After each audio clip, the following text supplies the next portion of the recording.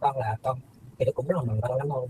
Ba của con đã kiểu giới thiệu cho con, kiểu cái lúc đó là con đang học vẽ tranh thì ba con kiểu gặp được trung tâm Matic này, thì ba con hỏi là có muốn học không để ba con đăng ký vào. Thì